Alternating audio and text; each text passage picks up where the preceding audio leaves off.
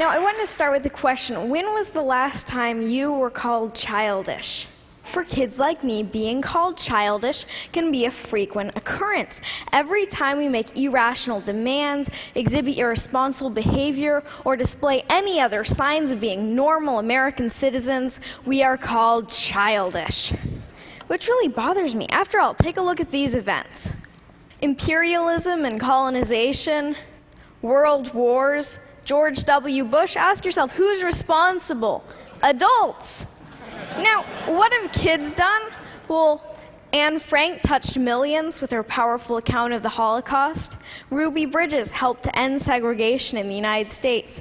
And most recently, Charlie Simpson helped to raise 120,000 pounds for Haiti on his little bike.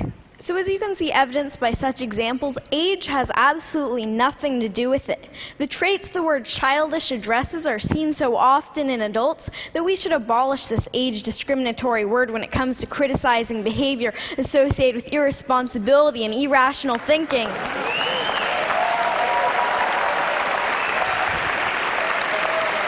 Thank you. Then again, who's to say that certain types of irrational thinking aren't exactly what the world needs? Maybe you've had grand plans before, but stopped yourself thinking, that's impossible, or that costs too much, or that won't benefit me. For better or worse, we kids aren't hampered as much when it comes to thinking about reasons why not to do things. Kids can be full of inspiring aspirations and hopeful thinking, like my wish that no one went hungry or that everything were free, kind of utopia. How many of you still dream like that and believe in the possibilities? Sometimes a knowledge of history and the past failures of utopian ideals can be a burden, because you know that if everything were free, then the food stocks would become depleted and scarce and lead to chaos. On the other hand, we kids still dream about perfection. And that's a good thing, because in order to make anything a reality, you have to dream about it first. In many ways, our audacity to imagine helps push the boundaries of possibility. For instance, the Museum of Glass in Tacoma, Washington, my home state, yoo-hoo, Washington, has a program called Kids Design Glass, and kids draw their own ideas for glass art. Now, the resident artist said that they got some of their best ideas from the program because kids don't think about the limitations of how hard it can be to blow glass into certain shapes. They just think of good ideas. Now, when you think of glass, you might think of colorful Chihuly designs or maybe Italian vases, but kids challenge glass artists to go beyond that, into the realm of broken-hearted snakes and bacon boys, who you can see as meat vision. Now, our inherent wisdom doesn't have to be insider's knowledge.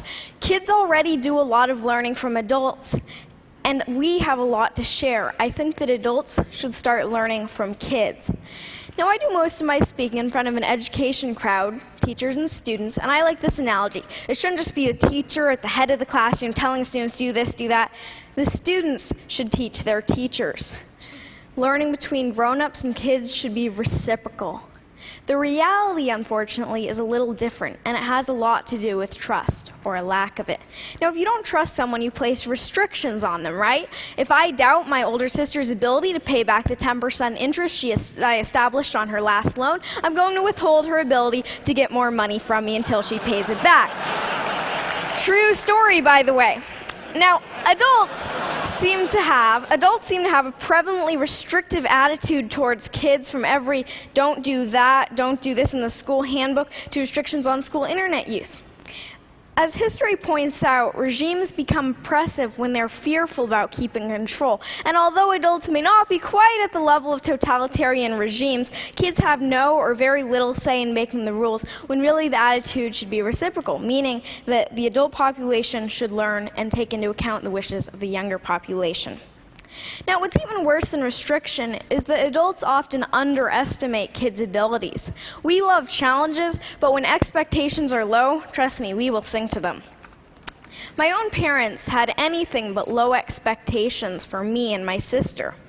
Okay, so they didn't tell us to become doctors or lawyers or anything like that, but my dad did read to us about Aristotle and pioneer germ fighters when lots of other kids were hearing the wheels on the bus go round and round. Well, we heard that one too, but pioneer germ fighters totally rules.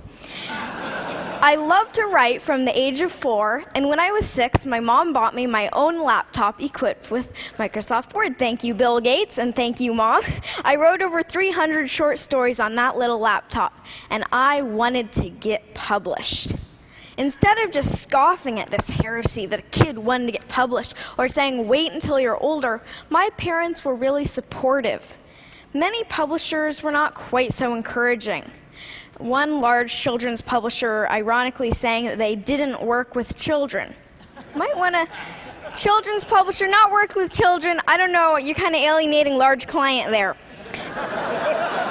Now, one publisher, Action Publishing, was willing to take that leap and trust me and to listen to what I had to say. They published my first book, Flying Fingers, you see it here, and from there on it's gone to speaking at hundreds of schools, keynoting to thousands of educators, and finally today, speaking to you. I appreciate your attention today because to show that you truly care, you listen. But there's a problem with this rosy picture of kids being so much better than adults. Kids grow up and become adults just like you. Or just like you? Really? The goal is not to turn kids into your kind of adult, but rather better adults than you have been, which may be a little challenging considering your guys' credentials.